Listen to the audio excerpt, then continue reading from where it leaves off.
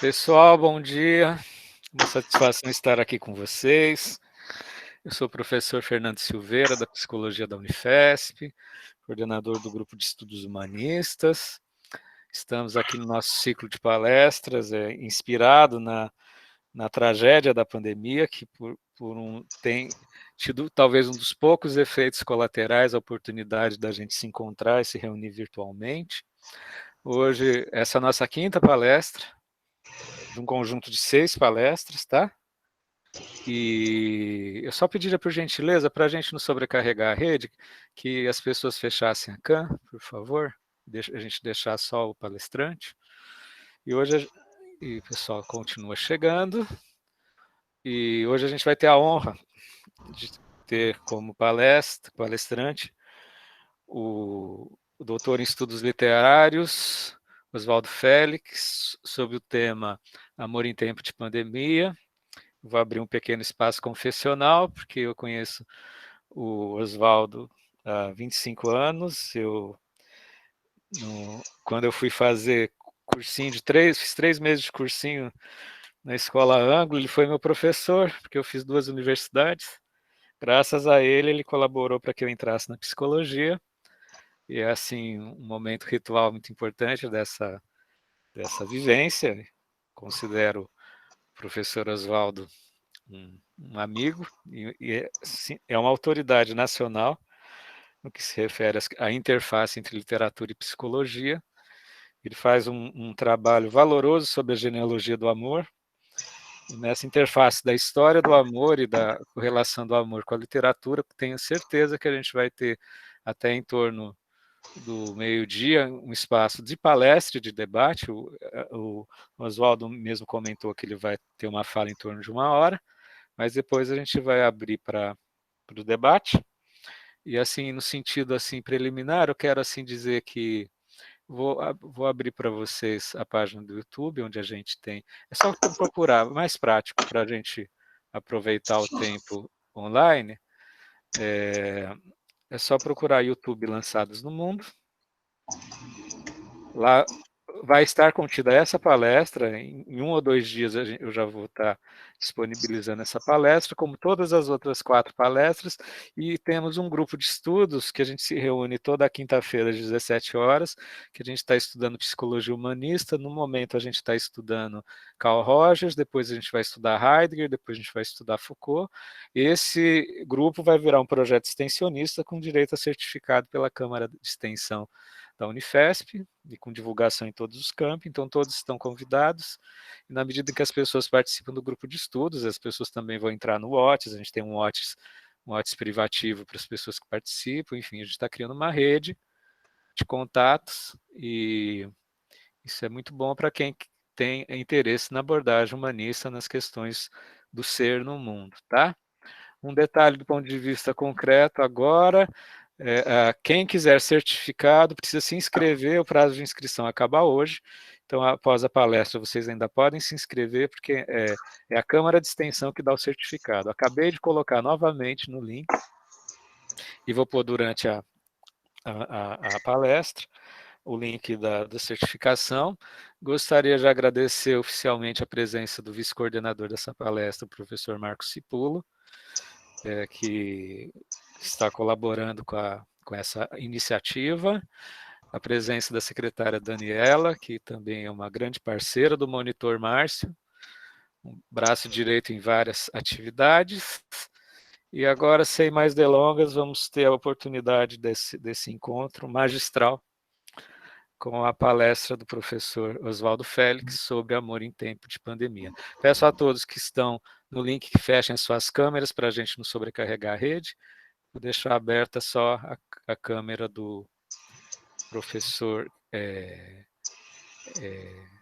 E se não repare se às vezes eu fechar, porque eu tenho essa autonomia de fechar a imagem, tá? Porque às vezes a pessoa não sabe. Eu, às vezes, como coordenador, eu posso fechar. Por gentileza, quem ainda não fechou, porque senão às vezes sobrecarrega, a qualidade da transmissão fica ruim, tá? É só clicar no videozinho, né? Levanta uma aba, tem um videozinho, uma câmerazinha é só clicar para fechar. Por favor, aí, ótimo, ficou ótimo. Ficou ótimo. Então, com vocês, professor Oswaldo Félix, Amor em Tempo de Pandemia. Ok. Bom dia a todos. Obrigado, Fernando, pela oportunidade. Né? E o tema me foi passado pelo Fernando, né? Amor em tempo de pandemia. E é um tema, de certa forma, muito amplo, porque definir pandemia é fácil, agora definir o que é amor é um pouquinho mais complicado. Então, eu vou partir de um pressuposto e, a partir dele, discorrer, né? E tentar verificar o que há de melhor e pior no ser humano num momento como este, né? O que pode aflorar com maior ou menor intensidade. O meu ponto de partida, que não é propriamente meu, é de muita gente, é o de que nós somos feitos daquilo que fomos, né? De maneira que o passado vive em nós. Tomar cuidado, que não é viver no passado. Eu não vivo no passado, mas o passado vive em mim. Né? E que só o presente muda o passado. Né? Passo a passo com que o homem herda.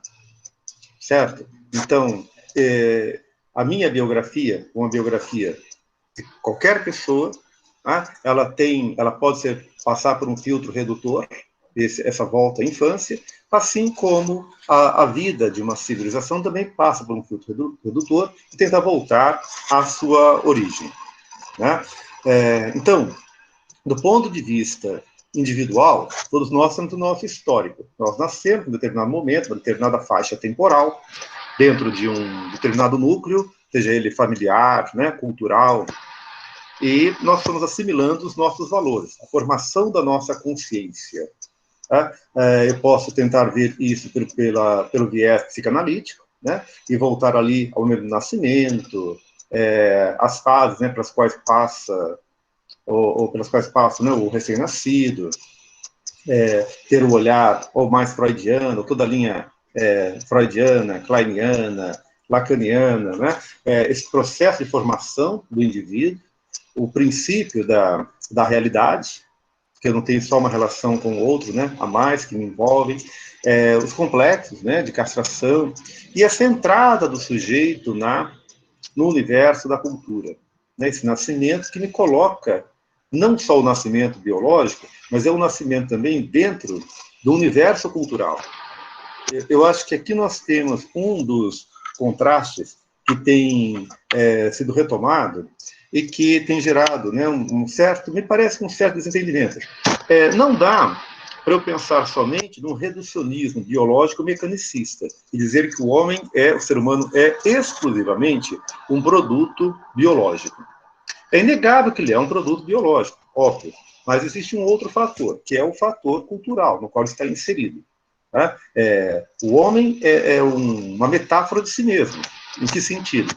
Como ensinava Otávio Paz, o homem é um ser que se criou ao criar uma linguagem. Então, pela palavra, o homem é uma metáfora de si mesmo. O homem existe a partir da linguagem. Sem a linguagem, eu volto ao meu estágio primitivo.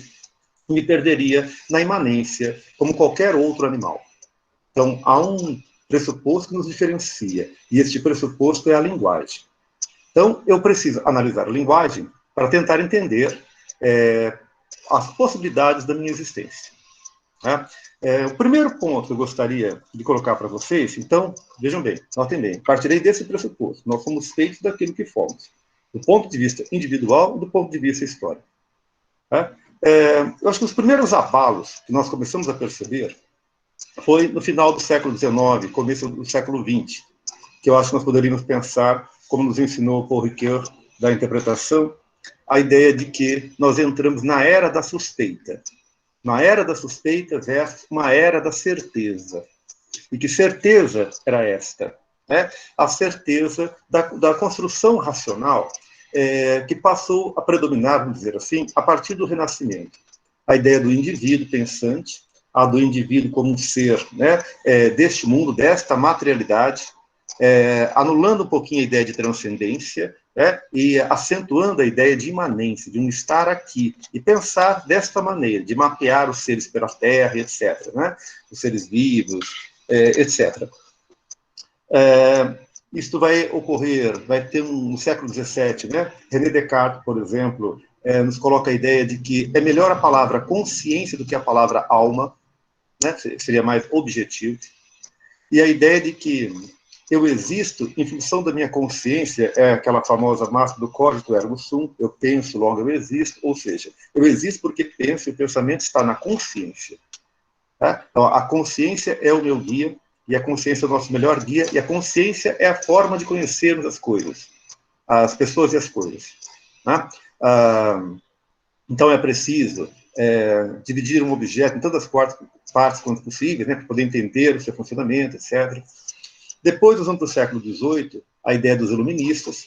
Mais uma vez agora, eu estou preocupado com a verdade, e a verdade não é uma revelação divina, a verdade é uma observação dos fatos, é uma observação dos fenômenos. Né? Então, eu vou tentar tirar qualquer traço de divindade, qualquer traço que quer blindar a compreensão racional, a compreensão através da consciência dos fenômenos, né? De maneira que a igreja passa a ser vista como uma instituição irracional, a monarquia passa a ser vista como uma instituição irracional. Então, eu começo a ter essa questão do fenômeno do sujeito, né? da soberania do sujeito diante das normas. Tá? Daquelas normas instituídas, então, da monarquia, da igreja, o sujeito começa a ser visto como alguém mais importante. É o século da Revolução Francesa, é o século da Revolução Industrial. Então, eu faço esse panorama para dizer o seguinte: nós erguemos uma era de certeza. A certeza está na consciência. A consciência é meu guia. Muito bem. Sim, rapidamente, vejamos o seguinte. Porque ele nos coloca para pensarmos o seguinte: mas o que é a consciência? De que é feita a consciência? Ele analisa, por exemplo, o pensamento de Marx, de Freud e de Nietzsche, e vai nos dizer o seguinte: a consciência está sob suspeita. Se pegarmos Marx, por exemplo, a ideia de que a consciência é engendrada a partir das lutas de classes. Então, a consciência vem de fora.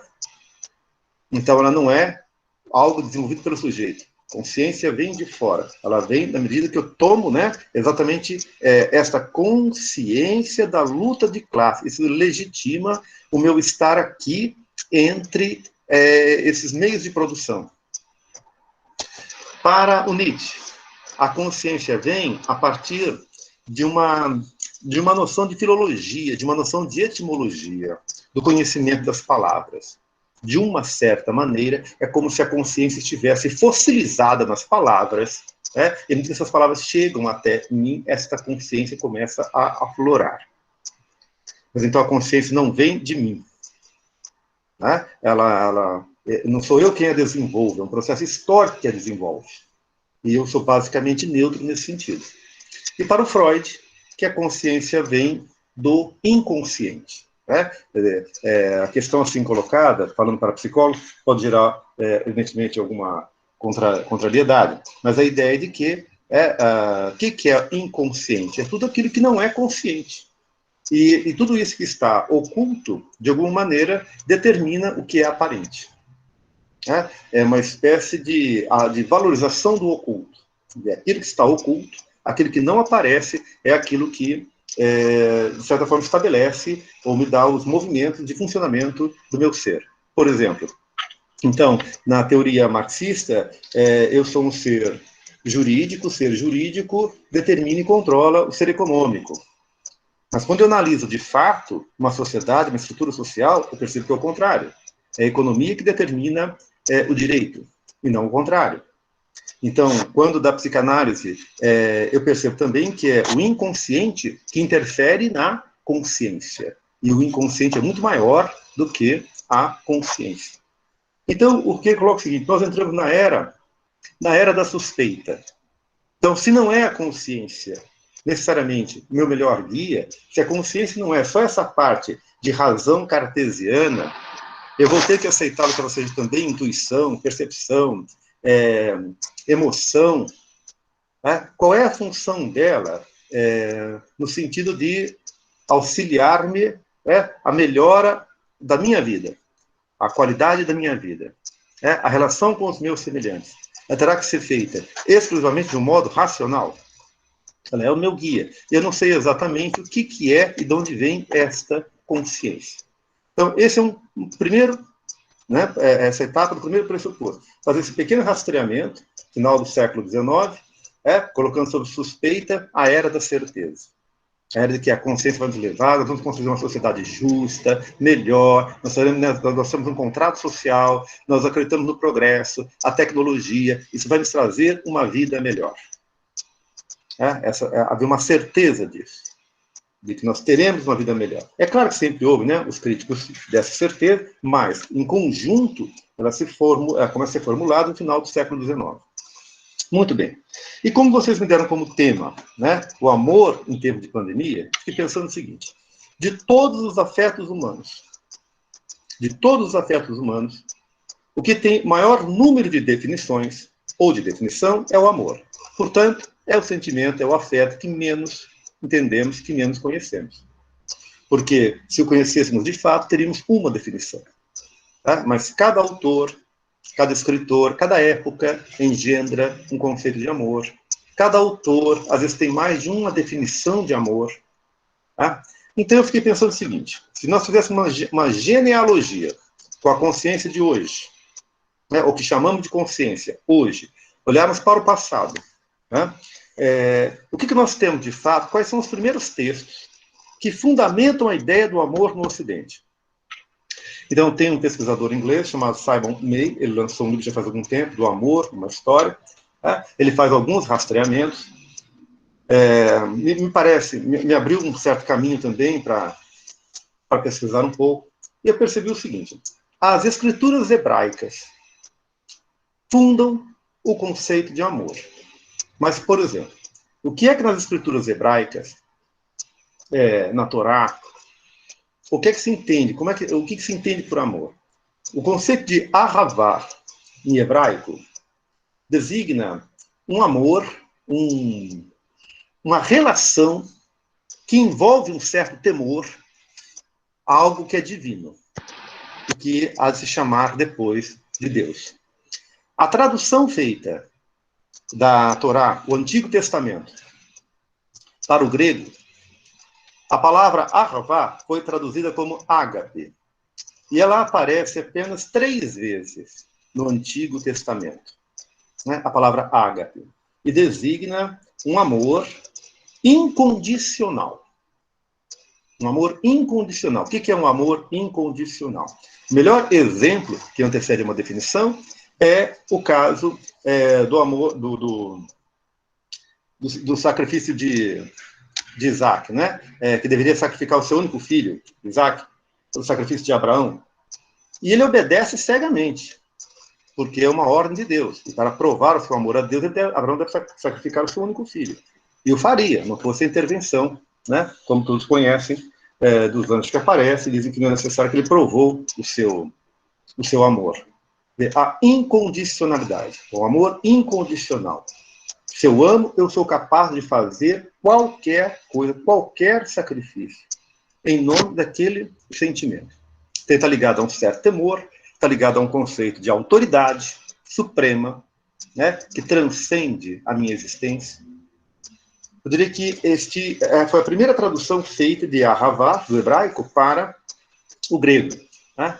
Depois, no Novo Testamento, segundo os especialistas, a palavra ágape aparece 117 vezes.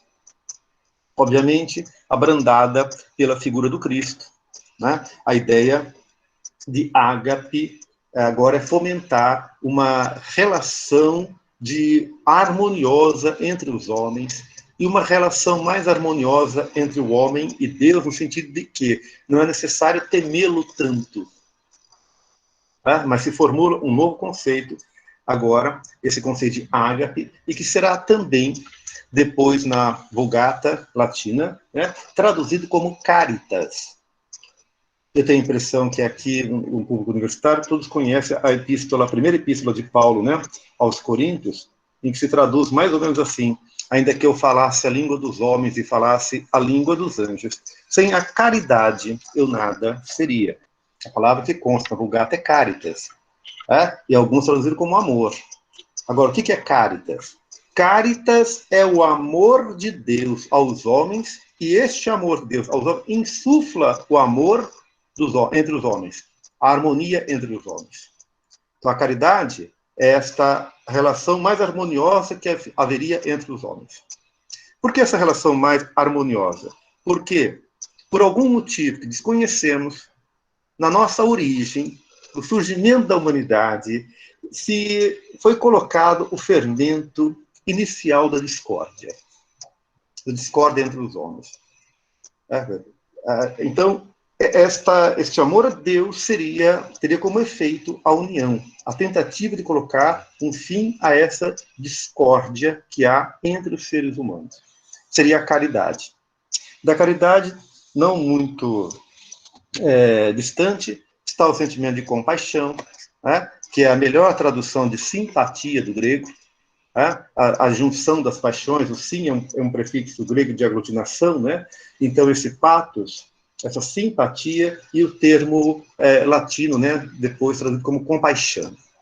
Né? Quer dizer, experimentar a sensação que o outro pode ter de um sofrimento e saber que a condição humana nos iguala. Né? Eu não conheço a face de Deus, mas a face de Deus, Deus está em cada homem. Então, a somatória dos seres, né, dos seres humanos, é a face divina. Porque Deus está em cada um. Tá? Junto a isso, nós vamos ter também os conceitos que virão dos gregos. Né? Quer dizer, o primeiro texto literário, se as escrituras hebraicas falam em Ahavá, falam em ágape, depois, bem mais para frente, falaremos em Cáritas, por volta de 380 a.C., o primeiro texto filosófico que aborda explicitamente a questão do amor é o Banquete, ou Simpósio de Platão. Tá? Aqui não é uma conversa específica sobre o banquete, mas a ideia que Sócrates vai apresentar, a última fala, né, é sobre o amor, né, que a Diotima teria ensinado, e que o amor é uma espécie de filho da abastança e da pobreza. O amor não é nem humano nem divino, é uma espécie de um daimon. Tá? E o amor quase sempre nunca está onde nós imaginamos que ele pudesse estar. Tá? Não sei se vocês se recordam da cena final, quando Alcebiades aparece, né, e faz todo o discurso, ele conta a todos em público, a atração dele pelo Sócrates, tentativa de sedução e tal, e no final Sócrates termina dizendo: o que você falou não é para mim, é para Ágata. Não sei se você já tem a consciência, não são essas as palavras, que Sócrates diz, mas a ideia é essa. Se você tem consciência, você diz, mas não é para mim que você está falando isso, é para Ágata. É a ele que você quer seduzir e não mais a mim. Né? Esse banquete, né, ele foi analisado depois por Lacan, né, no seminário número 8 sobre a transferência, e Lacan constrói uma frase que tornou, de certa forma, popular, que o amor é dar o que não se tem, e a quem não precisa. Né?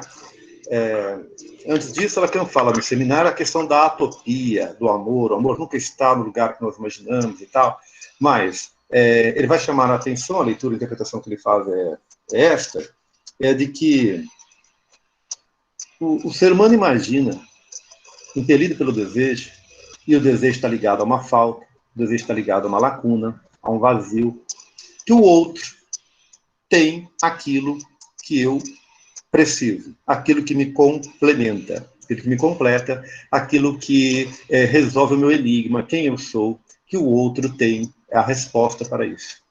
E Lacan vai dizer, mas o que o outro tem é também esse vazio, é também esta lacuna.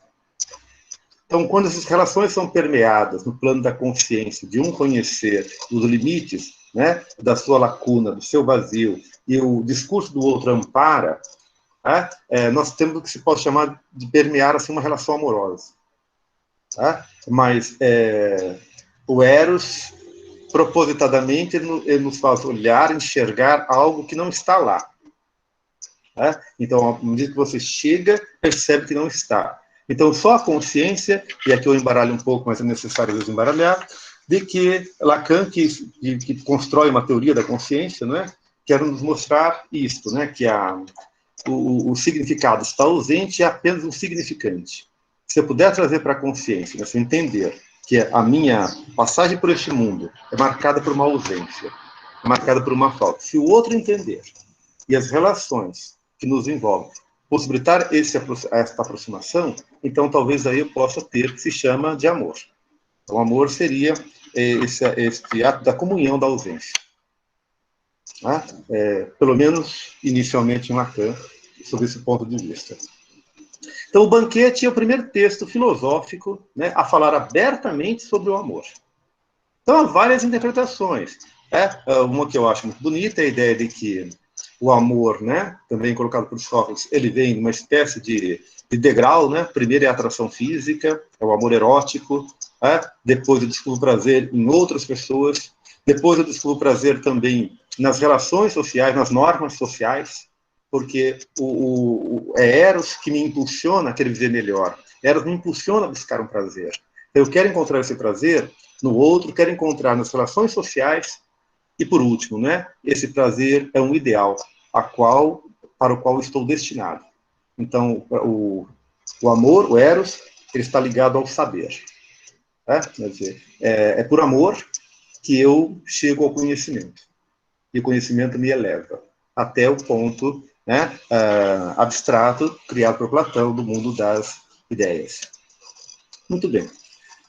Do ponto de vista literário, há um outro texto também que fundamenta assim, a noção de amor, que é um texto de um poeta chamado Teócrito. Escreveu um poema chamado A Feiticeira, também traduzido como As Feiticeiras. Né? E o que há de especial neste poema? É o primeiro texto mais completo que nós temos, que trabalha com a ideia, eu estou falando aqui em 315 a 250 a.C., de Teócrito, né? É um texto que trabalha com a ideia dos efeitos do amor sobre a pessoa. Então, é a história lá de uma menina que se apaixona por um rapaz lá, que é muito bonito, a empregada dela vai lá levar o recado, o rapaz vai na casa dela, passa uma noite com ela, e depois não volta. E ela primeiro ciúme, que dizem que ele está com outra ou com outro, né? Ela começa a sentir o ciúme, então ela resolve fazer um feitiço, né? Fazer um feitiço para que ele pudesse voltar. E ali a gente percebe o estágio para que ela vai chegando, na emoção, essa passagem para o irracional, o ódio, a raiva. Né? E no momento que ela vai fazendo todo o feitiço, com todo o ódio, que a gente vai percebendo a purificação dela, colocar aquele ódio para fora. E quando ela coloca aquele ódio para fora, ela tem a consciência de si. Né? Então, como é um poema, vamos dizer o seguinte, que é o canto, o encanto, que é o feitiço, a catarse e a consciência de si. O amor nos faz passar por esses estágios. Do canto ao encanto, a catarse e a consciência de si. Então, lá no finalzinho do poema, que não é longo, né, ela começa a ficar um pouco mais serena, porque ela começa a compreender o histórico dela, o que foi o que fez, que é ela que está sentindo aquilo, que o outro pouco ou nada tem a ver com aquilo. Né? Então, veja, são alguns textos, né, que eu chamaria de uma espécie de textos fundadores dessa ideia de amor. E, atrelado a isso, nós temos também a ideia do amor enquanto filhas, né, filia, como queira, a ideia do amor de amizade. Né? Que Aristóteles colocava como mais importante dos sentimentos humanos a amizade. Né? Os 3 estágios de amizade, o último seria aquela amizade desinteressada, né? Apenas o desejo de querer para o outro que eu quero para mim.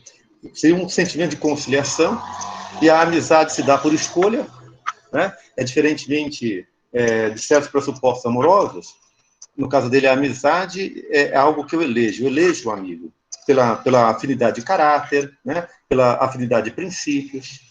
Então, a amizade é uma escolha, e ela é um sentimento maior do que o amor. Tá? O amor pode ser irracional, a amizade não. A amizade é uma escolha. Muito bem. Nós temos também, por volta já, no início da era cristã, um texto escrito por Ovídio chamado A Arte de Amar. Esse texto é muito curioso, porque Ovídio vai colocar que o amor é apenas, exclusivamente um desejo físico. Físico. É uma atração sexual, procura de um prazer.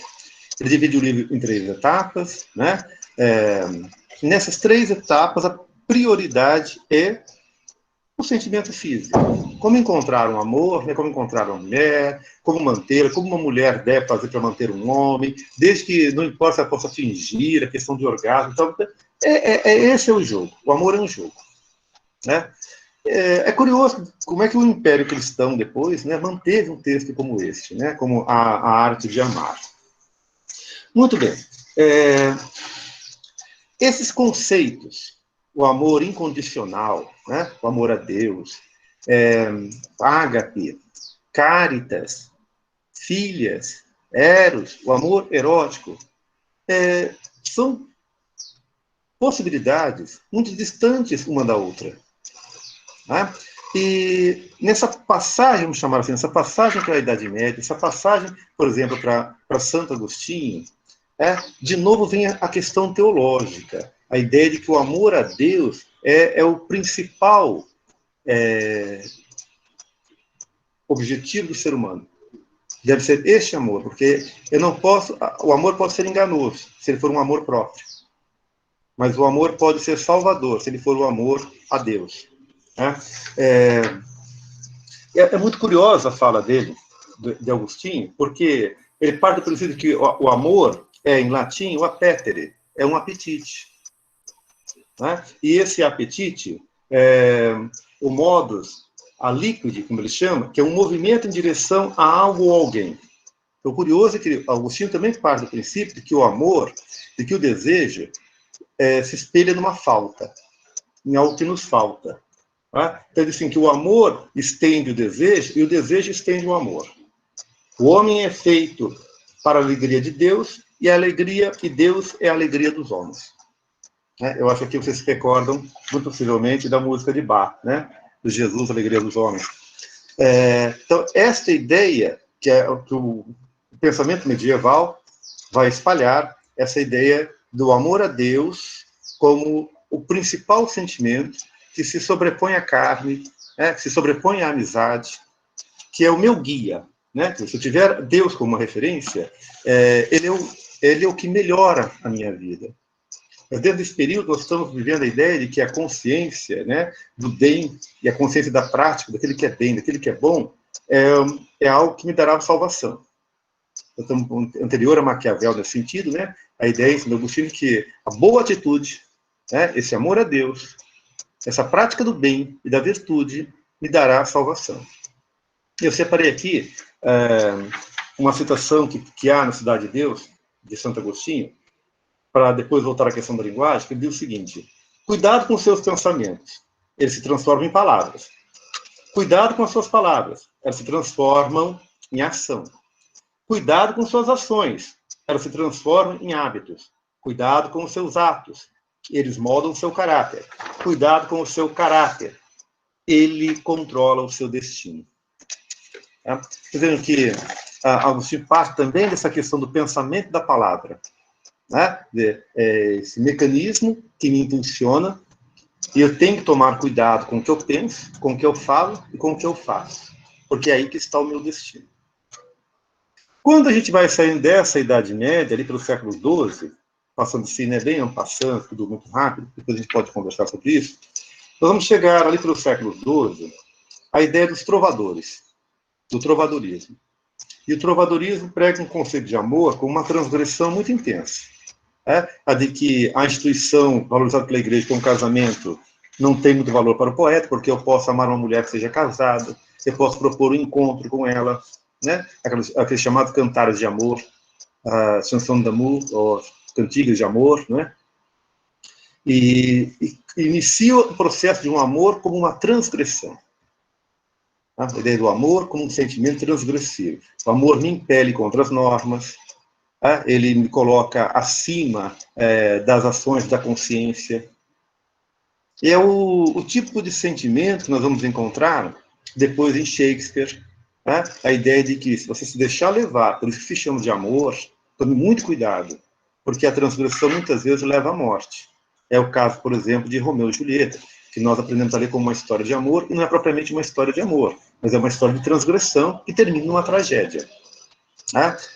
Há também bonitas passagens no canto terceiro dos Lusíadas, de Camões, a ideia do amor como uma força transgressora, o amor de Pedro, pela Inês de Castro, que o pai não consentia, mas é o amor que o impulsiona. Então, se é o amor, ele vai fazer, contraria o pai, entra em guerra contra o pai, mas tudo se justifica porque é por amor. Tá? Um pouquinho mais à frente, né? Vamos dar saltos aqui. Eu vou pular aquela ideia do amor romântico alemão e tal. Para formular uma ideia que também me parece muito curiosa, que aí já é uma expressão mais negativa, foi feita depois pelo Sartre, no Ser e o Nada, em que o Sartre vai dizer que o amor é um conflito necessário e um fracasso inevitável. Por quê? Porque um quer ser para o outro uma espécie de um mundo, né? Um fim absoluto. E esses fins se chocam, então, inevitavelmente, né? Vai haver um conflito, e esse conflito vai levar a um fracasso das relações. Bem, colocado assim, dessa maneira, muito rapidamente e tal, mas a ideia é mostrar para vocês que o amor é um conceito, ele é muito amplo, ele envolve relações muito contraditórias. E essas relações muito contraditórias, né, num momento de isolamento, por exemplo, como o que atualmente estamos vivendo, né, você imagina duas pessoas, um casal, os filhos, né, que de fato estejam fazendo esse confinamento, fechados dentro de casa, né, como começa o processo de vivência desses sentimentos, que deveriam ser marcados pela ternura, pela harmonia, né, e outras emoções começam a surgir. Tá? Os dados que eu tenho aqui, eu vivo na região de Ribeirão Preto, né, é de que a violência contra a mulher dentro de casa aumentou numa escala astronômica. Né? A agressão, né, à mulher, o ódio. Né? Então, nessa sequência de valores tão contraditórios, né, depois nós vivemos uma cultura que diz o seguinte: você tem que encontrar, ou pelo menos dizia, né, até pouco tempo, que você deveria encontrar uma pessoa, tá? E chamaram isso de amor, você pudesse repartir a sua vida com ela e etc., viver dentro de casa, até que a morte o separasse.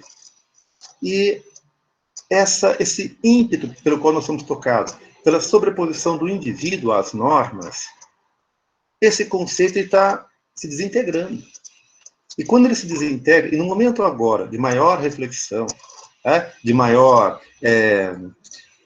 de vida isolada, você começa a ver que o outro não é aquilo que você imaginava que fosse.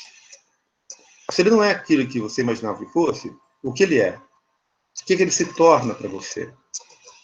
Tá? Então, essas emoções, elas têm vindo à tona, me parece, né, de maneira a desintegrar, primeiro a ideia, né, depois esse sufoco de que o que eu tenho à minha volta. Tá? O sujeito não quer refletir que a questão é ele, e não o outro. E a partir dessa reflexão do que ele é, o que ele se tornou, o que é que ele vai fazer da relação dele com o outro. Mas essa culpabilidade que o outro faz com que o meu ódio venha à tona. Mas o ódio está dentro, a agressividade ele está ali, locada, né? Há um lugar para ela. Mas o sujeito ele não vai refletir de que eu sou vazio no sentido afetivo. Não que não tenha afetividade, né? Mas eu tenho o meu desejo, ele é irmão gêmeo de uma falta, de uma ausência. E esse outro não preenche esta ausência. Ele não vai chegar, normalmente ele não quer chegar a esse exercício. Então, o que é que você procura? O que é que você quer? O que você está procurando? O que você quer com relação ao amor? Você quer justificar as suas atitudes em função do amor? Se você tem na sua vida, e vocês que são psicólogos sabem bem disso, uma situação que se repete, você precisa saber por que ela está se repetindo. Se eu tenho uma agressão, se meu relacionamento chega a um ponto que eu me torno agressivo, e eu termino aquele relacionamento e começa um outro, e ele se torna agressivo, eu preciso parar para pensar um pouco. Por que essas histórias estão se repetindo? Então, eu penso, para fazer um fecho aqui, que essa história do amor ocidental, o amor é uma construção discursiva. Tá? É uma questão de discurso. O que é uma questão de discurso? O que eu chamo de amor? O que é que eu vou chamar de amor? Né? Amor é incondicional? Amor é fraterno? Amor é de amizade? O amor é essa caridade que eu possa praticar? O que é o amor? Eu não tenho definição, eu não tenho conceito. Muitas vezes eu me apoio na palavra amor para justificar atitudes, inclusive as que me levam ao fracasso. Podem me levar a um sucesso, deixa eu ver o que nós vamos chamar de sucesso, e podem me levar a um fracasso. O fracasso talvez seja mais notável nesse sentido, que o amor me leva faz com que eu me torne agressivo nesse sentido. Tá? E esta ideia de que o amor, que está em Sartre, né? De que o amor é um conflito necessário e um fracasso inevitável, eu também acho que podemos situá-lo mais no tempo. Né? Ali pela década de 60, 50, 60, um certo pessimismo de pós-guerra, a ideia de que a vida não consegue ser harmoniosa. Então eu diria o seguinte, se nós somos feitos daquilo que fomos, então parece que na nossa origem existe o fermento, né? Houve esse fermento inicial da discórdia, da desarmonia. E essa desarmonia, ela está conosco permanentemente. E nós inventamos uma palavra e um conceito que poderia aplacar essa desarmonia. E essa palavra é amor. Tá? E nós não sabemos muito bem em que é que ele consiste. E marcamos a nossa vida, né? E traçamos o nosso caminho, às vezes o nosso destino, pensando sempre em amor. Não vou nem entrar aqui nesse momento na questão de que a questão da moral, a qualificação, né, do que é certo ou que é errado, está numa relação com o terceiro. Eu posso fazer uma coisa boa, o outro interpretar que é mal. Né? Eu posso estar construindo algo que eu acho positivo, e o outro interpretar absolutamente como negativo. Então eu vou adquirir uma consciência de que o meu pensamento sobre algo, que me leva a fazer algo, não é exatamente o bem ou o mal. Esse conceito de bem e mal virá da relação com o outro, que vai qualificar não o meu pensamento, mas o meu ato. O pensamento pode estar sendo muito bom, mas o meu ato pode ser, para o outro, avaliado de maneira distinta. Então, nós entramos numa cilada, né? De que a salvação seria, então, a ideia de uma noção metafísica do amor a Deus, a uma entidade superior, tá? A ideia freudiana de um pensamento racionalista do século XIX, de que o amor não é só regressivo, mas ele pode ser um amor de maturidade, se eu tiver consciência de certas ausências, de certas lacunas que o desejo me dá, e o outro também tiver, nós podemos juntos olhar para frente, não mais olhar para trás. Né? Não é só aquele amor regressivo, lá da infância, aquele sentimento que o Freud chamava de sentimento oceânico, né? Que são os amantes que se encontram, estão lá no seu quarto, na sua casa, e tem aquele sentimento intenso, né? Que ele chama de sentimento oceânico, e que é uma ilusão, porque em determinado momento aquele sentimento vai se desfazer. Por quê? São dois. Né? Então você não tem de novo aquela volta ao seio materno. Você não tem de novo aquela volta, né? Àquela infância, aquele momento inicial. De que os dois, né? A ilusão de que os dois formam apenas um. Então vai se separar, e aí nós vamos ter, né? O descontentamento, que pode gerar o ódio, a agressividade. Agora, eu posso ter um amor de consciência, no sentido de que é a trajetória do racionalismo do século XIX. O que é id, ego será. Né? A consciência, né, ela vai ser maior, e nós vamos entender melhor o nosso inconsciente, e isso pode nos levar a viver um pouco melhor. Terminaria dizendo, né, com Sartre, que eu acho também, como eu disse para vocês, um ponto de vista negativo nesse sentido, de que o inferno são os outros, né? Naquela famosa peça dele Entre Quatro Paredes. E a gente tenta, né? Qual é o melhor e o pior de nós? Que eu acho que essa pandemia e que essa reflexão sobre o amor pode nos trazer. O que é que eu quero fazer com a minha vida? O que eu quero fazer com ela?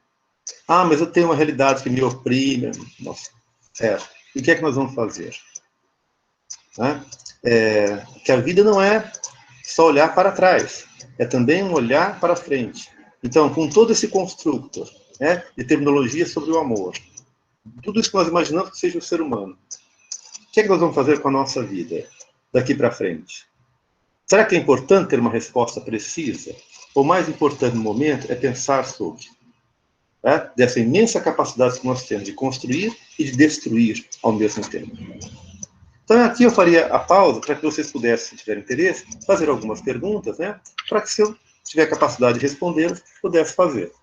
Tá? E, no mais, aqui eu agradeço a paciência de vocês, me ouvirem até aqui, um discurso amplo, né, mas que eu posso responder agora questões mais privadas. Certo, senhor Fernando? Certo, pessoal. Acho que todos nós estamos comovidos pela provocante, mobilizadora palestra do professor Oswaldo. Falar de amor na sua multiplicidade mexe com todos os nossos afetos, com toda a nossa história de vida. Eu estou aqui coordenando o chat, quem quiser se manifestar. Já tem uma pergunta da Camila Caldo, prática. Qual o nome do autor de Arte de Amar, que foi citado? Arte de Amar é o vídeo. Ovídio. Pessoal, vou tomar liberdade, porque como eu estudo vários assuntos com o Oswaldo aqui, vocês estão vendo esse livro aqui, que é uma referência que ele passou para mim, está dando para ver? Amor, uma história, vocês estão vendo? Do Simon Meyer. Tenho feito a leitura dele a partir da influência do Oswaldo e recomendo. Também, em termos de informe, reforço que quem quiser o certificado tem que se inscrever. O site eu já passei algumas vezes, vou passar novamente. E também, em termos de informe, antes da gente entrar nas perguntas, lembrando que no dia 28 de agosto, às 10 horas, a gente vai ter a palestra O Belo na Perspectiva Histórico-Compreensiva, com o sociólogo Vlaumir Souza, que vai encerrar um ciclo de 6 palestras, tá? Vou passar de novo o certificado da palestra. E lembrando que nós temos a página no YouTube, Lançados no Mundo, onde vai estar constando a gravação dessa palestra, de todas as palestras que nós já realizamos, como também do encontro de estudos que nós fazemos toda quinta-feira, às 17 horas, nessa sala, inclusive semana que vem, que todos vocês estão convidados. Eu vou abrir a questão das perguntas e vou estar aqui coordenando o chat, quem quiser se manifestar abrindo a Canto do Bem, quem quiser perguntar via chat. Eu queria perguntar qual a percepção do Oswaldo. Nos anos 70 tinha uma propaganda que liberdade era uma calça velha azul e desbotada, você lembra, Oswaldo? Sim. Né? Como é que você vê a apropriação midiática e pelos jogos de poder da construção discursiva do amor? Né? Porque uma coisa é a bela arqueologia do amor que você fez sobre os relevos discursivos, só que além de relevos discursivos existe uma construção de relações de saber e de poder a partir do enunciado do amor. Como é que você vê isso em termos contemporâneos e com mais viés no que se refere à pandemia, porque a gente está vendo os nossos afetos explodindo e sendo manipulados o tempo inteiro. Como é que você vê isso? Eu penso que, em parte, a sua pergunta já traz a resposta, uma manipulação. Né? Querem pegar a nossa atenção. Eu acho que o que nós temos agora de mais importante é a nossa atenção. A nossa atenção está voltada a quê? É algo curioso que, com a alta tecnologia, as pessoas mal acordam, elas vão para as redes sociais dizer bom dia para alguém, né? E ali elas recebem pelas redes sociais uma série de informações sobre produtos, isso e aquilo. Você vai manipulando a atenção das pessoas. E eu acho que não tem nada que move mais as pessoas do que a palavra amor, quando a palavra amor aparece. Talvez no nosso tempo, de maneira mais explícita, na sua forma erótica, né? Na forma de valorização do corpo, a ideia de que o corpo é o local do prazer, né? Ele é feito para o prazer, uma espécie de uma postura estoica, num estoicismo, a ideia de que eu tenho que aproveitar o momento aqui e agora, né? Eu não sei o dia de amanhã. É curioso que com tanta tecnologia, nós ficamos perdidos nesse sentido, mas como será o dia de amanhã? Né? Então, eu acho que existe esse plantio dessa ideia que vem via cinema, vem via letras de músicas, né? Enfim, toda essa gama de comunicação que traz a ideia de amor. Você vê, é difícil ter uma concepção de amor que extrapole um pouco essa que nós colocamos aqui. Né? Então, faça tudo por amor. Se é por amor, está justificado. Né? Notem uma coisa, por exemplo. Quantas mulheres não são agredidas? Essa é uma informação que eu tenho aqui de alguns criminalistas, mas há dados disso. Né? Quantas mulheres são agredidas pelos seus parceiros? E ela faz uma denúncia, de delegacia da mulher, por exemplo. E no momento que uma viatura chega, por exemplo, para levar uma... Não leve. Não leve. Ele é assim mesmo. Que amor é esse? Que ideia de amor é essa? E a gente tem uma ilusão de acreditar que isso está mais centrado nas camadas mais populares. Mas nós sabemos que não. Tanto a classe média quanto a classe alta, ela passa por isso. Então, eu tenho a impressão de que a mídia, o discurso midiático, ela se apropria da ideia de amor, da ideia de vitória. Obviamente que para fazer de nós uma massa de manobra. Né? Então, vá fazer tal coisa, compre tal coisa, que você vai se sentir mais feliz. Né? Aquela ideia da publicidade. Você jogar com o corpo erotizado, com a imagem erotizada, a imagem sedutora. Quer dizer, é a nossa atenção que eles querem. Nós estamos confinados dentro de casa, mas há milhares de informações nos chegando por hora. Né? E tem que ter uma maneira especial de pegar a nossa atenção, de nos manipular em relação a isso. Tá? Então eu penso que nunca o corpo foi tão objeto assim de apropriação discursiva, midiática, para nos direcionar para consumo, para aquisição, fazer dele um instrumento para a aquisição de algo. O nosso corpo está entre a vontade alheia, desses meios, e a nossa dificuldade de entender o que querem conosco. Eu penso que aí, inclusive, uma das veias da frustração, da medida que eu não consigo ter, ou eu não sou tal como o outro gostaria de ser, tal como essa construção midiática cria um outro em corpo e em vontade, que eu não me assemelho. Eu entro num processo de frustração. Todas as notícias me chegam e eu não sei. Eu tenho todas as informações possíveis, mas não consigo entendê-las. Então, assim, gradativamente, eu vou sendo manipulado, eu vou sendo... então, nessa solidão, nesse momento de suposta reflexão, o que você faz? O que você precisa consumir? Então, eu vejo assim, eu vejo o corpo e eu vejo o discurso amoroso sendo apropriado por esses meios para nos induzir, a consumo, a produção, a lucratividade, amor ao trabalho. Você pode construir uma ideia de amor ao trabalho. Você constrói, você tem que amar aquilo que você está fazendo. Mas ninguém nos diz o que é amar. Então eu penso que é essa manipulação com as informações, com as imagens, você vai atraindo a pessoa.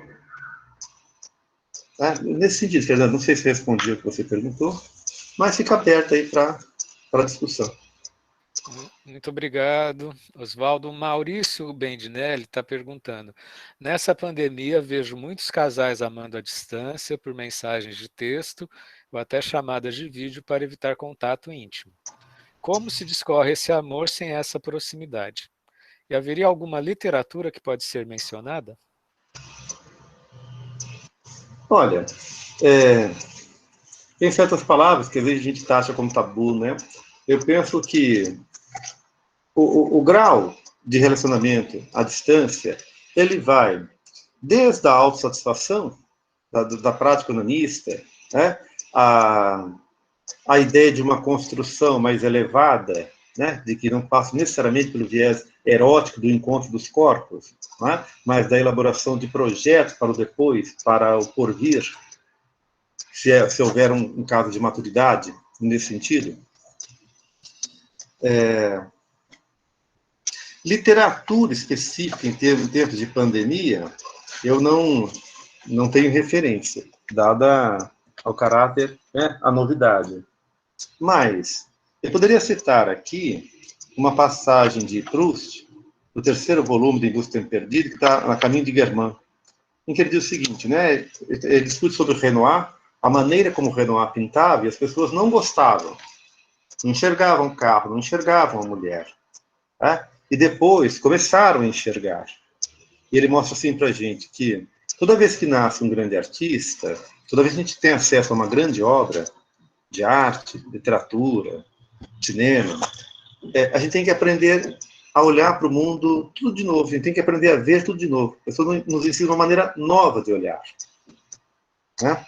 Então, eu tenho a impressão que esse é um momento que a gente está aprendendo uma maneira nova de olhar para as coisas. Né? Não em função de uma obra de arte, mas em função de uma realidade que nos foi imposta, né? E que nos faz questionar sobre qual é o que me é essencial na vida, o que é que eu preciso. Né? Eu acho esse sentido, eu acho que esse momento que nós estamos vivendo, acho que tem o valor de uma obra de arte nesse sentido, porque ele nos obriga a olhar para a realidade e tentar enxergá-la de uma outra maneira. Será que eu preciso de tudo que eu consumo? Será que essa relação à distância, agora, ela não está mais próxima que quando eu estava lado a lado? Quanto de contato íntimo, de fato, eu preciso? Né? Eu acho que esse é um momento de questionamento. Eu acho que nós não temos as respostas, né? Mas nós temos algo muito positivo, que é questionar sobre isso. Porque tem muita gente aí que está lado a lado, fechado dentro de casa, e estão separados. Né? Que a união dos corpos, por exemplo, na questão do sexo, pode ser um imperativo fracasso. Também pode ser que não. Óbvio. Certo? Às vezes tem casais que estão muito próximos e estão afastados. E tem casais que estão distantes que agora começam a ficar mais próximos. E começam a conhecer a importância do outro na sua vida. Esta é a resposta, assim, não muito completa, que eu consigo formular agora. Tem mais alguma?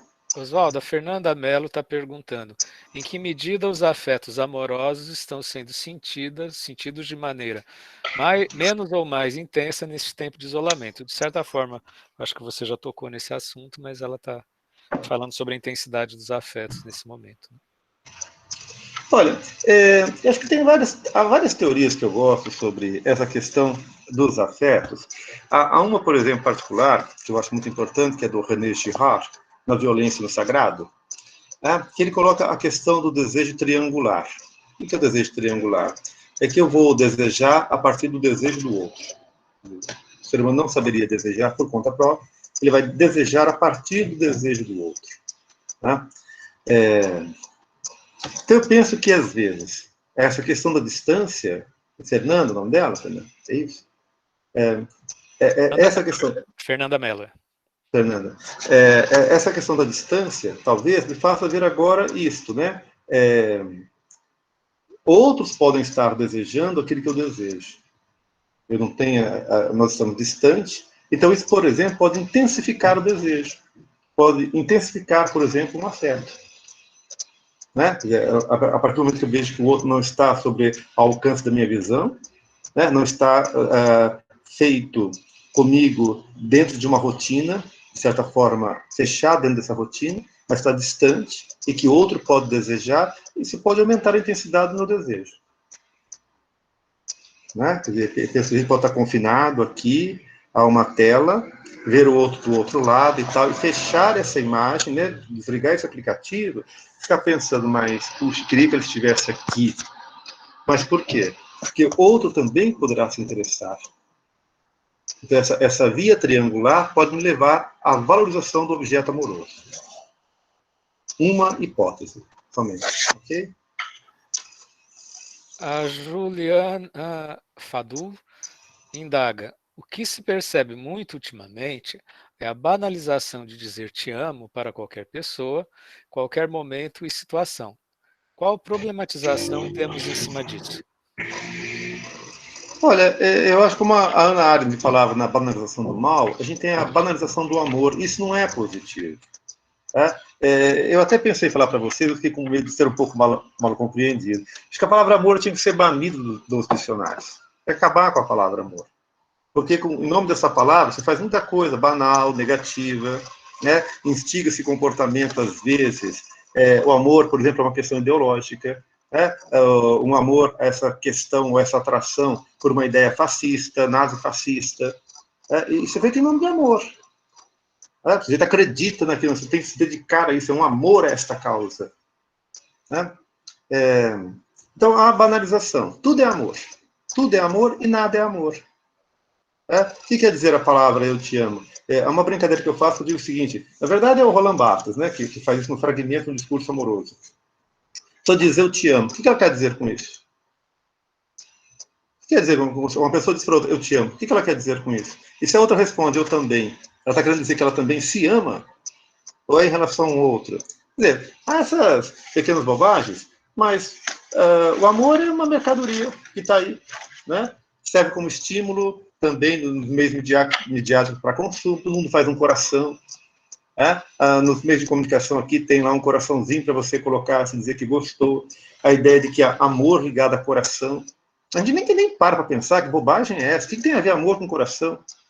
O coração é o centro dos afetos. Para os antigos gregos era o fígado.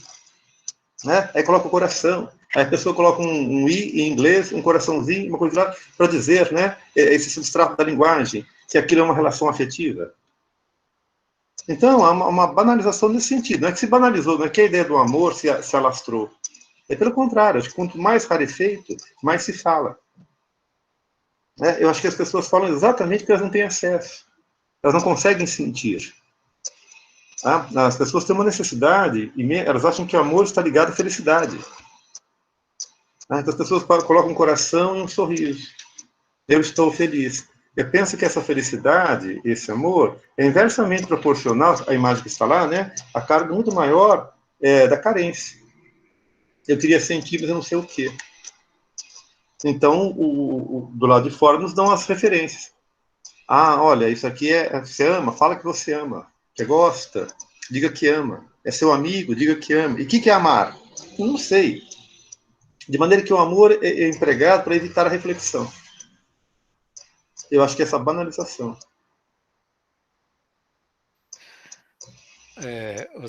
Oswaldo, o professor Marcos faz uma observação e uma pergunta depois. A observação é: penso que proximidade e distância têm sido experienciadas fenomenologicamente em relação a esse contexto de pandemia. E a pergunta é: nesses tempos de pandemia, estar perto, estar longe ganha uma intensidade ímpar para muitos. Estou distante de quem convive fisicamente comigo e próximo de pessoas que estão fisicamente distantes, muitas vezes. Será que o isolamento não denuncia isso? Eu acredito que sim. Eu acredito que sim. Em algumas consciências é possível, né? A pessoa está refletindo isso. Olha, tem amigos que eu não vejo, mas não deixa de ser amigo, né? Tem pessoas das quais eu posso estar próximo aqui, um vizinho, quem quer que seja, está próximo fisicamente, mas está distante, né? Em termos do plano de relacionamento afetivo. Então, eu penso que essas contradições que compõem as nossas vidas, né? Que é muito isso, é muita nossa insatisfação. Você está sozinho. Outro dia eu vi alguém postando isso. Você está sozinho em casa, no apartamento. É liberdade ou é prisão? Quem que vai definir isso? É você. Né? Sei que é banal uma colocação como esta, mas às vezes as banalidades são necessárias nesse sentido. A observação, quando eu coloco, você observar a questão fenomenológica do isolamento, né? Ela pode ser percebida também no seguinte sentido: o que o sujeito faz com a sua solidão? Né? Eu acho que o momento maior seria esse. A condição humana é a condição da solidão. Não quer dizer necessariamente solitária, mas de solidão. O que é isso? O psicólogo William James dizia o seguinte: o ser humano pode ser visto como se fosse uma ilha, né? Então nós formamos uma espécie de arquipélago. Cada indivíduo está ali isolado, mas a base lá no fundo é a mesma. Né? Eu acho que a base lá no fundo é essa. Nossa base ela é de solidão, sabe? Então a gente quer encontrar alguma coisa que de certa maneira diminua ou atenue essa solidão. Então a gente vai construindo essas ideias do afeto, pensar a relação da proximidade e distância, que eu acho que esse momento realmente nos faz. Né? O que é estar distante, o que é estar próximo. Eu quero estar próximo de quem eu gosto? A distância me permite gostar sem ter a proximidade? Quem é essa pessoa que está aqui próxima a mim que eu não conheço? Seria importante conhecer, bater a porta e dizer-lhe, olha, aqui estou motivado pela minha solidão e meu desejo de conhecer uma pessoa que seja próxima. Então, eu penso que essas coisas são ponteadas pela contradição. E a gente vai tentando encontrar uma satisfação, né, uma construção discursiva que possa nos trazer alguma satisfação. Né? Mas a condição humana ela é a condição de solidão. O Otávio Padre diz uma coisa, que diz o seguinte, olha, todo amor é trágico, ainda quando dá certo. Né? Ele entende que dá certo que o casal vai até a velhice, porque um vai morrer primeiro. Todo amor é trágico. Toda relação amorosa é trágica. A gente pode ver com certo pessimismo, né? Mas a gente oscila muito essa questão racional, né? E essa questão transcendente. Eu explico. O que seria essa questão transcendente? Bom, se eu for um transcendente, eu consigo aceitar melhor a minha condição aqui. Eu dou um exemplo para você, por exemplo, de Guimarães Rosa, né? O João Guimarães Rosa trabalha muito com a ideia de viagem, de viajar. Por quê? Porque para ele, a minha origem não é aqui e o meu destino final não é aqui. É uma travessia. Nessa travessia, eu vou conhecendo pessoas que são como eu. Eles estão também apenas de passagem. Algumas pessoas são muito boas e eu não as conheço. Isso não tira o fato delas serem boas. Outras são ruins. Eu posso conhecê-los ou não. Isso não as modifica. Certo? Eu acho esse um ponto. Bem, outras perguntas? O professor Marcos observa que a descoberta que muitos fazem do parceiro, com quem convivem há muitos anos diariamente, tem ouvido muitos relatos nesse sentido devido ao isolamento, nessa descoberta, né? E o Wesley Branco indaga, nesse momento de pandemia, talvez seria uma oportunidade para saber aproveitar a solitude. E o Fernando Silveira indaga, até em conjugação com a sua perspectiva de que o amor é uma construção discursiva, então você questiona a perspectiva ingênua, fenomênica, de poderia ter uma dimensão pré-inominada do amor enquanto presença, enquanto algo que aparece, já que seria construção discursiva? Você... Bom, eu, nesse sentido, sou radical. Acho que é uma construção discursiva. Né? Isso não quer dizer que deixe ou não trazer atenuantes, né? Certas alegrias, certo sentimento de júbilo. Sim.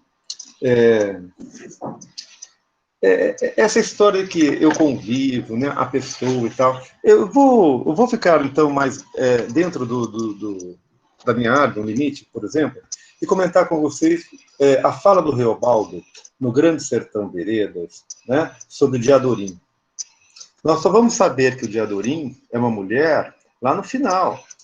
Então, durante todo o discurso do Reobaldo, ele está falando da paixão dele por um homem, que ele depois descobre ser, né, que de certa forma é andrógeno, né, que é o Diadorim.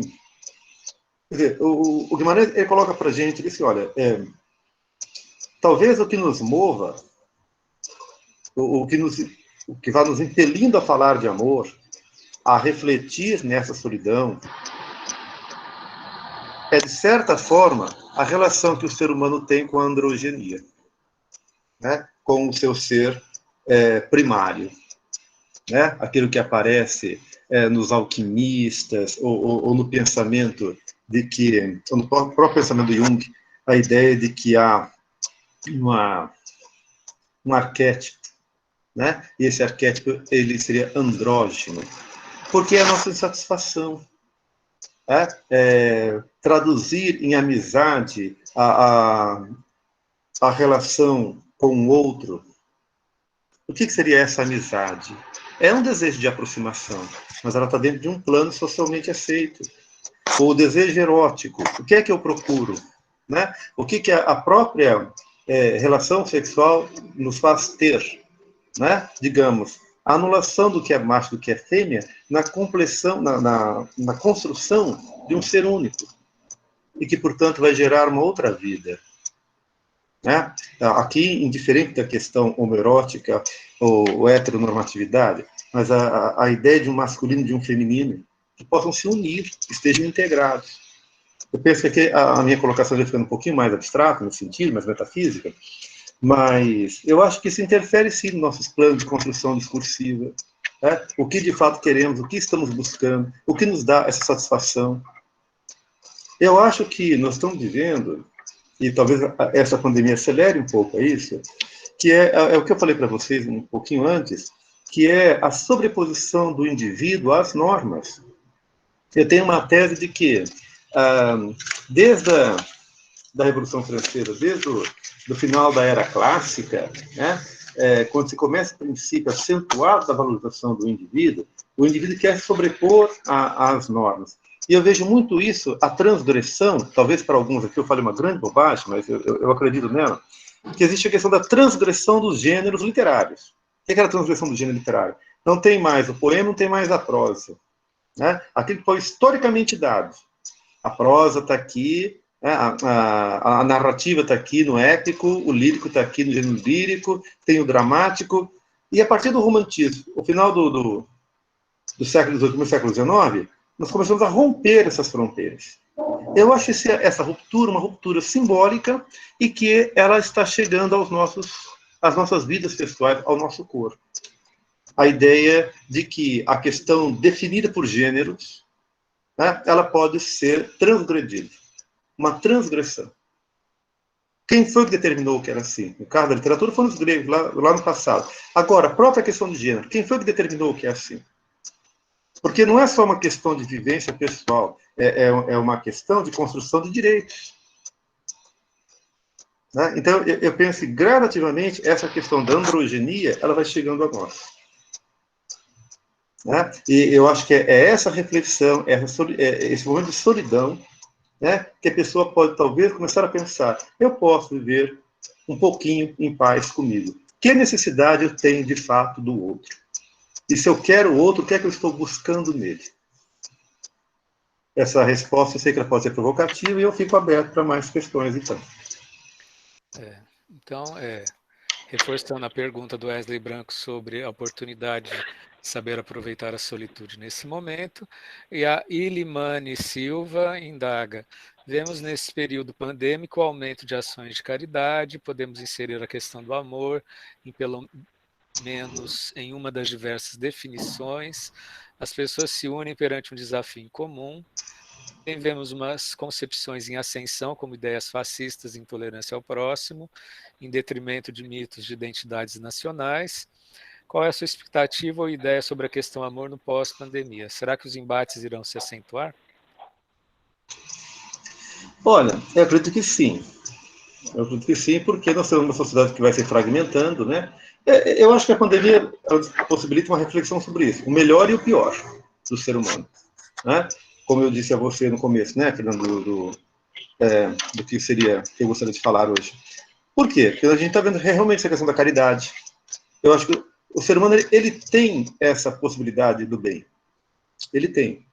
Né? Assim como tem a possibilidade do mal.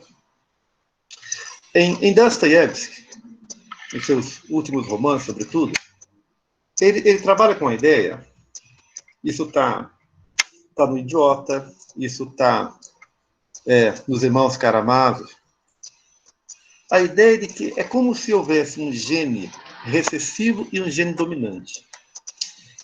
O bem é um gene recessivo, o mal é um gene dominante.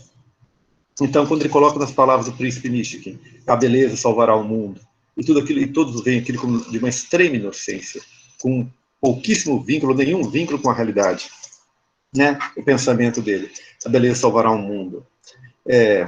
Nós não criamos as condições, entendeu, da Dostoiévski, que o bem triunfe. Nós ainda não temos, isso não exclui que o ser humano não tenha essa capacidade de praticar o bem. Como é que Dostoiévski termina seus últimos romances? Gente mais velha ensinando crianças a fazer o bem. Né? Ainda não é o momento. mas o bem pode triunfar. Você pode dizer que isso é uma utopia, né? Mas o mal tem um poder de aglutinação, os que são psicólogos sabem bem disso, o mal tem um poder de aglutinação maior que o bem. A resposta é maior. Porque a irracionalidade tem o poder de aglutinar mais do que a racionalidade. Que é exatamente que a racionalidade ela é pensante. Tá? E se é pensante, são escolhas. O irracional não, ele não pensa, então é muito mais fácil você chamar pela emoção.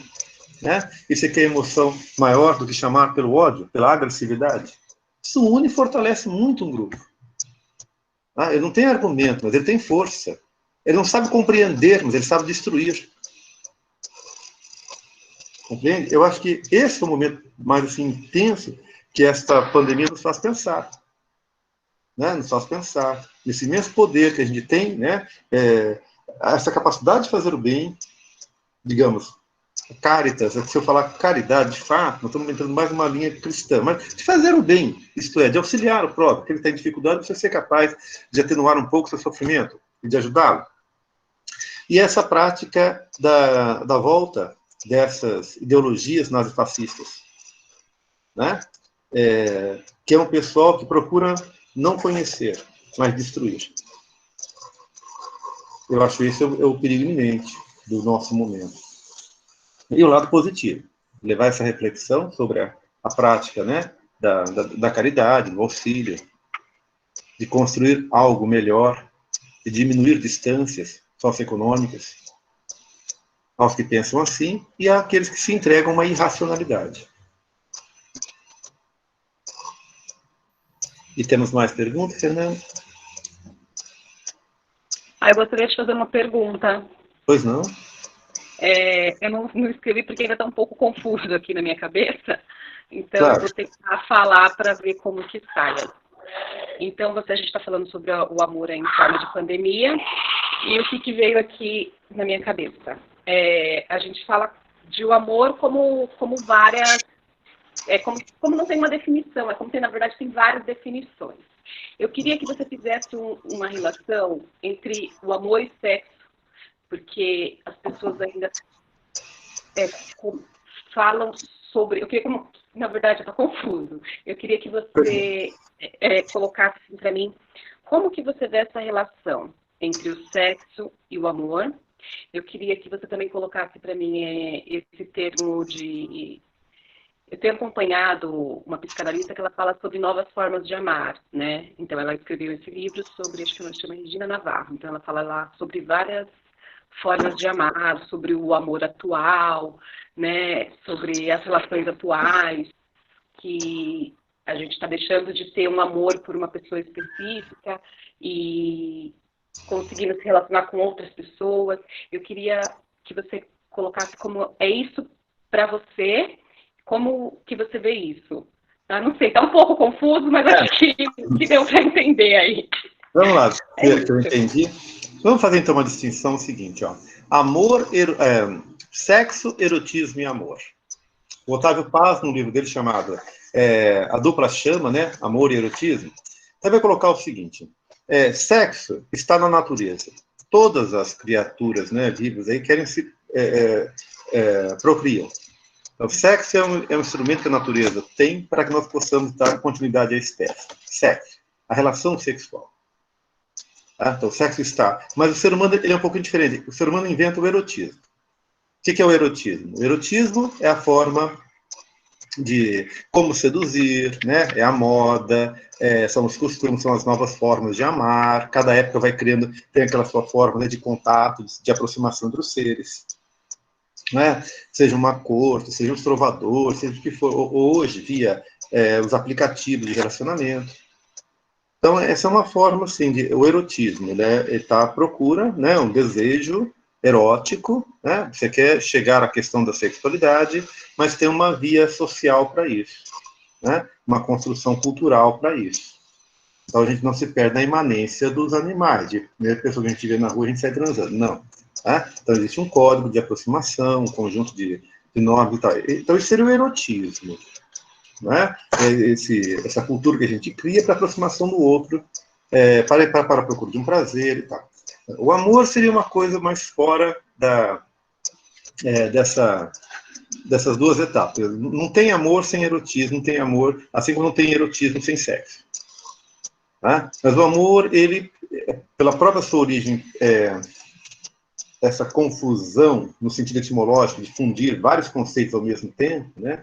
O amor ele se sobrepõe no sentido mais abstrato, né? Como uma espécie de procura dentro dessa irracionalidade, uma espécie de compreensão para a construção de um sentido mútuo para a existência, de Otávio Paz. Então, você tem o sexo, tem o erotismo, tem, né, o amor. O amor já é um princípio de uma consciência mais elevada, né, a ideia de construção mútua para, né, essa vida tão aparentemente sem rumo, né, que nós vivemos. Agora, quanto ao outro aspecto, as várias formas de amor. Bom, primeiro que nunca teve uma forma só de amor. Se tivesse uma forma só de amor, seria do sexo, a de permanência da espécie, de continuidade da espécie. Tá? Então, desde os princípios, até temos notícia, né?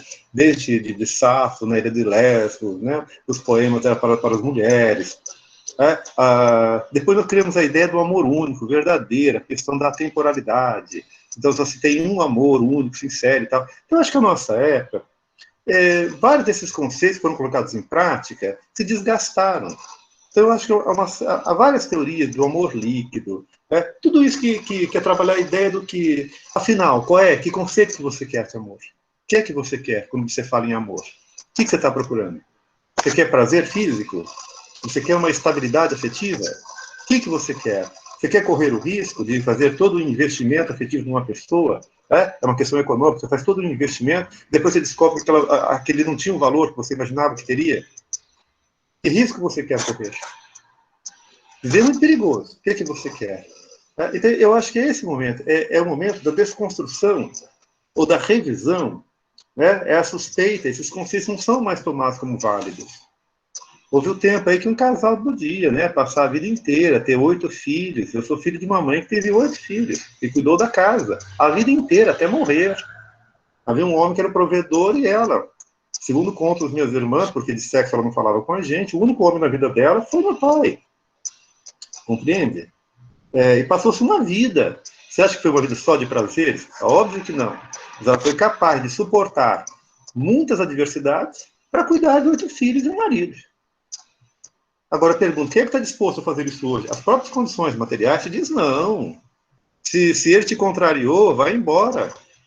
Então, o que você quer quando falamos em amor? Ok? Não sei se respondi adequadamente a pergunta que você estava me formulando, mas eu penso, pelo menos o primeiro estágio de sexo, erotismo e amor, eu penso que sim, né? Vai ser mais fácil responder. Respondeu sim, muito bem, muito, muito bom. Claro que isso gera outras reflexões aí, mas respondeu perfeitamente. Muito obrigada. Ok. E aí, Fernando?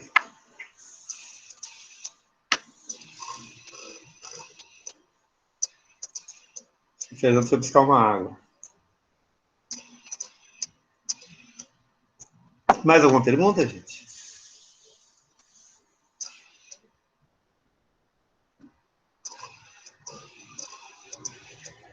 Perdão, o meu microfone estava mudo.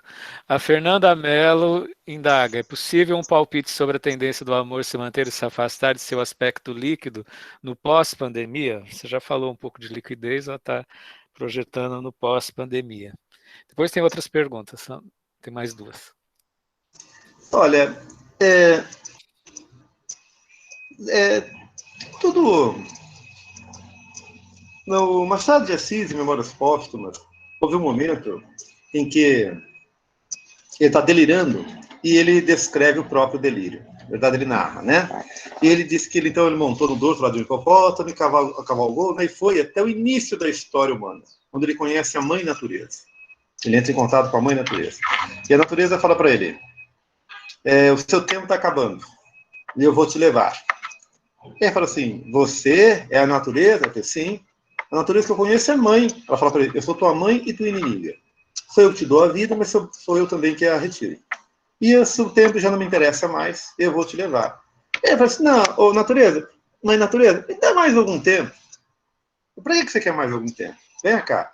Ele disse que ela o levou ao alto, assim, na montanha, né? E ali ele viu o desfile dos séculos. Tudo foi passando, né? Ante os olhos dele. Desde o tempo de Abraão, todos em pé. Eu vi a cobiça, né? Agitar o homem como um chocalho, tal. Né? Ele disse, quando foi chegando mais próximo à minha época, tudo se passava com maior velocidade e igual monotonia.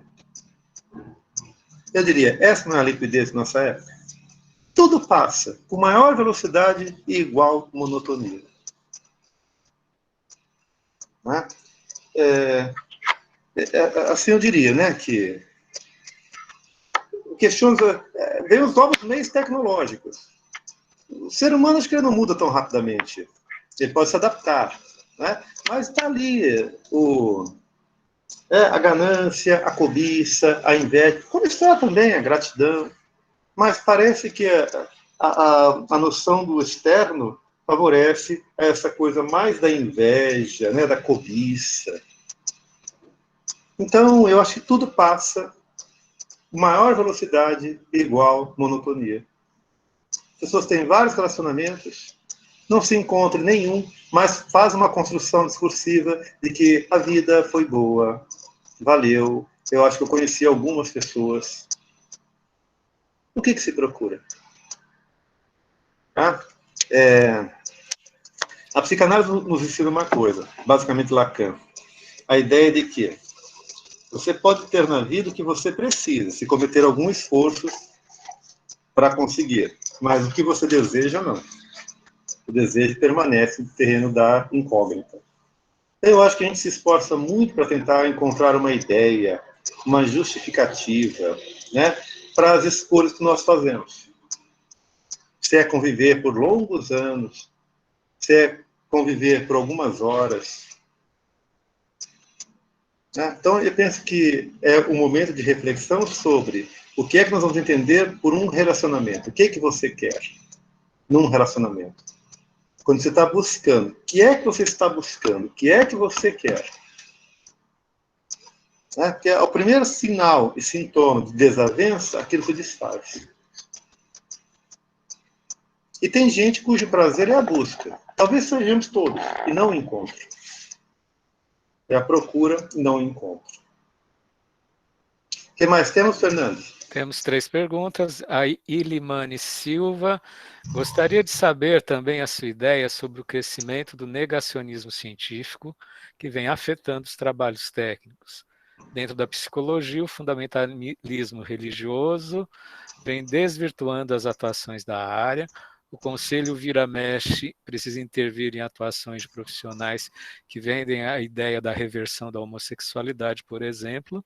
Na biologia temos o criacionismo como um dos desafios, terraplanismo contra a geografia, até a pasta de direitos humanos do governo anula a própria noção de direitos humanos.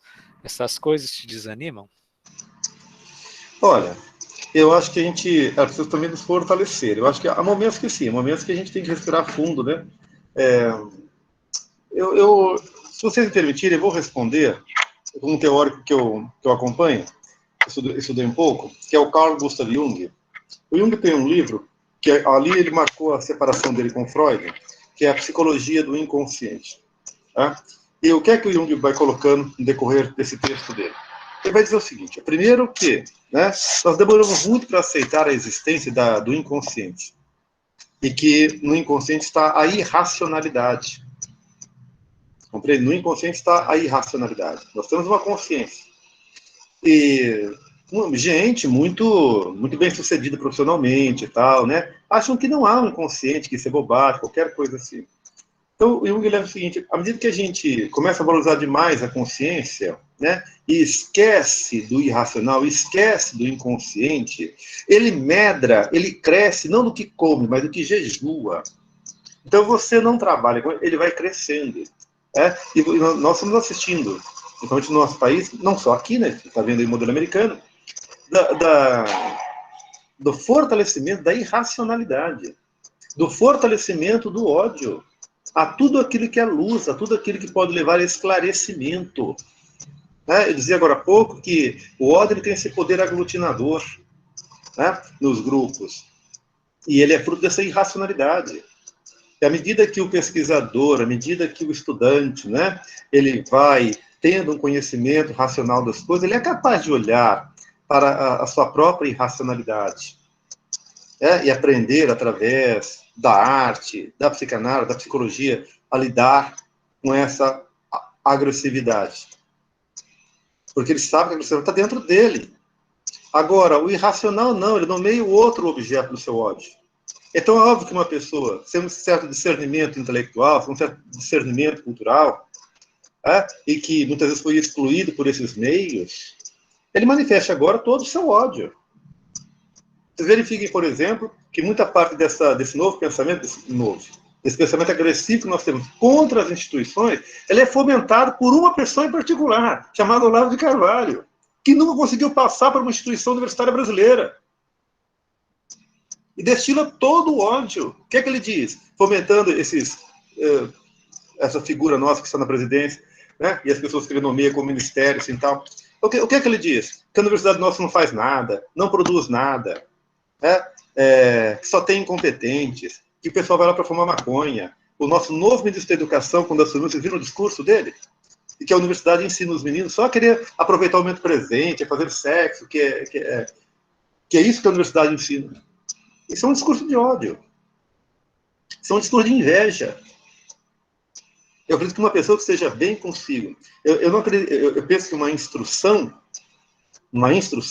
e toda a metáfora ocidental de instrução baseia-se na luz, e não em trevas, é de clarear as coisas para que a gente aprenda a conviver com elas. Agora, quem faz o discurso? Eu destruo, eu fecho, eu acabo.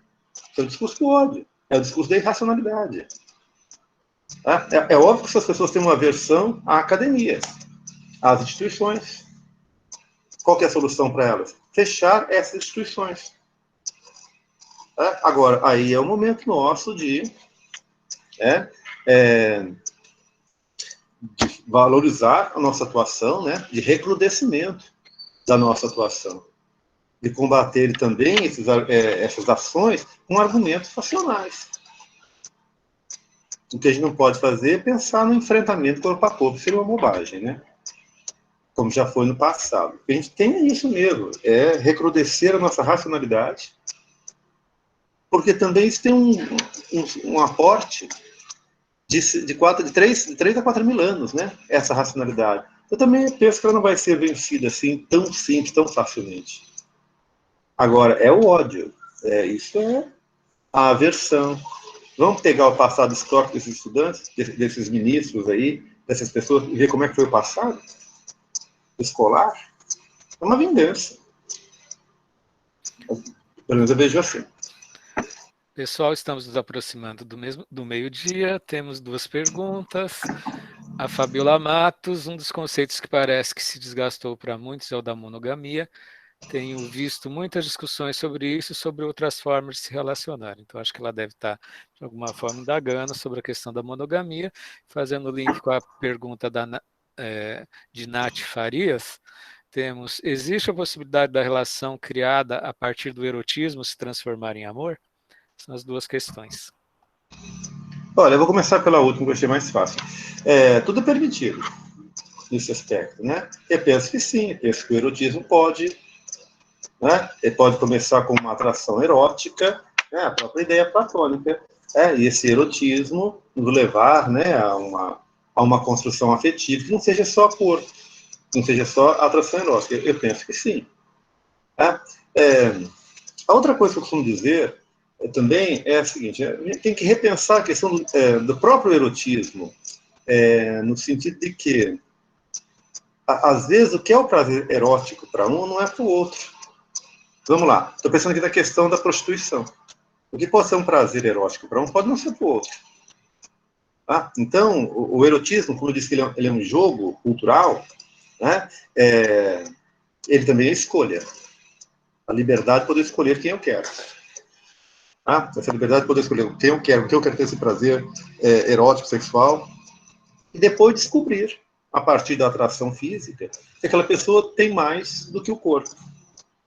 E essas coisas que ela pode ter mais, a maneira dela de pensar, as afinidades intelectuais ou afetivas, ou, né, o caráter, a construção moral, e isso me atrair. Eu penso que sim. Né? Não, penso que isso é algo que pode ocorrer sem maiores problemas. Agora, a questão da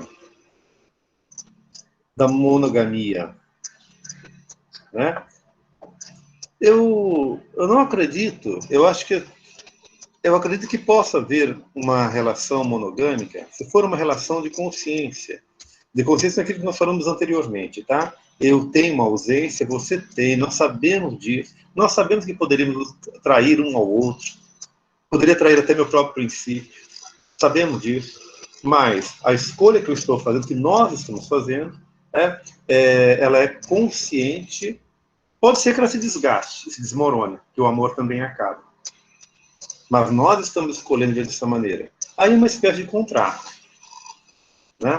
Agora, seria muita inocência uma pessoa achar que porque ela tem uma vida sexual tranquila com uma outra pessoa, que ela não vai sentir atração por outra. Porque ela vai.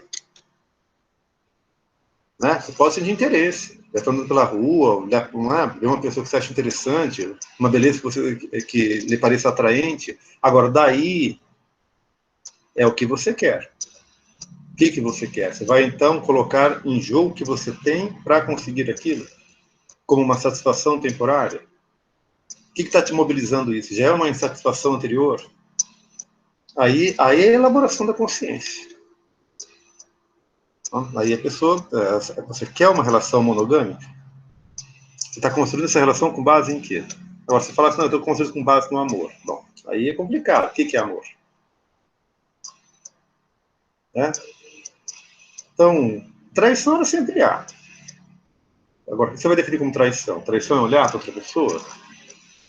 Né? Você, a partir desse princípio de que o seu amor por mim tem que ser incondicional, né? Eu tenho que te amar incondicionalmente, quer dizer, eu não posso nem olhar para uma pessoa, não posso falar, conversar com outra, né?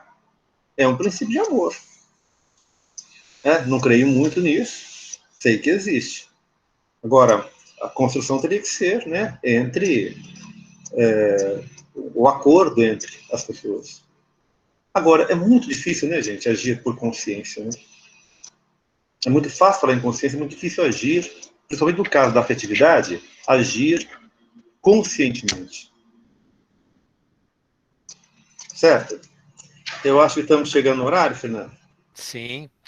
Como diz a provocação do professor Marcos, Sartre e Simone se amaram profundamente e não eram monogâmicos, né? Pessoal, alguém mais quer fazer alguma indagação? Que a gente já está indo para a nossa reta final, senão eu vou coordenar a finalização aqui. Alguém quer ocupar a fala? Alguém quer abrir o microfone? Aqui é o Alexandre que está falando. Eu só gostaria de compartilhar uma observação que eu tenho a respeito desse conceito do novo normal que vem sendo muito colocado, porque parece que a gente vive um constante processo de tentar prever o futuro. E assim, por que novo normal? Com base em que a gente pode dizer que o anterior era normal, e se normal é algo único, entendeu? Mas nesse sentido, esse conceito, às vezes, ele me gera um pouco de incômodo, e aí eu queria compartilhar isso com os meus colegas. Sim. Novo normal, né, Fernando? Você que é um Foucaultiano, né? Falar em normalidade é complicado, né? Normal para quem, né? Vai voltar o amor, um amor a um novo normal. Eu acho que isso com o fantástico, né? E radiante desmoronamento que a gente está vivendo essa palestra, eu acho que eu vou levar dessa palestra a questão de que tem muitos conceitos, mas que ninguém sabe o que é o amor. Eu vou ter que aprender a conviver com essa luminosa angústia, tá? Se mais ninguém for falar, eu já vou encaminhando para a nossa finalização dessa nossa jornada. Então, ainda temos uns minutinhos, parece que mais alguém quer ocupar o microfone para a gente finalizar. Pelo visto, ninguém está falando, então queria agradecer a presença de todos. Eu sou uma pessoa com poucas certezas na vida, mas eu tinha certeza que a palestra do professor Oswaldo ia ser mobilizadora de muitos afetos, ia reverberar na história da vida de cada um de nós. Eu acho que cada um vai levar um pouco desse afeto e dessa provocação mobilizadora para a vida. Espero que nós tenhamos outros momentos, né? E só reforçando aquilo que eu digo desde o começo, no sentido perspectivo, eu acabei de digitar novamente para vocês. Quem quiser o certificado, eu passei o link. Temos a página no YouTube com as 5 palestras, com as 4 palestras anteriores. Vamos colocar essa palestra. Peço que todos se inscrevam, inclusive para indicar para os seus alunos, para os seus colegas, que daqui a pouco já vai estar disponibilizado para assistir. No dia 28 de agosto, às 10 horas, teremos a palestra Belo na Perspectiva Histórico-Compreensiva, com o sociólogo Valmir Souza, falando sobre a genealogia da beleza, fechando um ciclo de 6 palestras. E eu acho que é isso por hoje. Estou muito grato nesse momento ritual, no qual conhecimento, no meu caso, conhecimento e amizade reverberaram no espaço, porque o professor Oswaldo foi meu professor e se tornou um amigo com o qual compartilho conhecimentos e a jornada de vida. Agradeço o voto de confiança de todos que estiveram presentes. Continuemos nossa jornada. Nosso grupo de estudos é toda quinta-feira nessa sala às 17 horas. E até a próxima oportunidade. Muito obrigado, professor Oswaldo. Continuemos nossas partilhas. Grande abraço a todos. Obrigado, Fernando. Obrigado a todos que participaram aqui. Tenho recebido aqui alguns agradecimentos. Obrigado a todos. E que bom poder compartilhar com vocês, né, o que colhemos nessa vida. Obrigado, Fernando. Grande abraço. Obrigado, pessoal. Encerrando a gravação agora.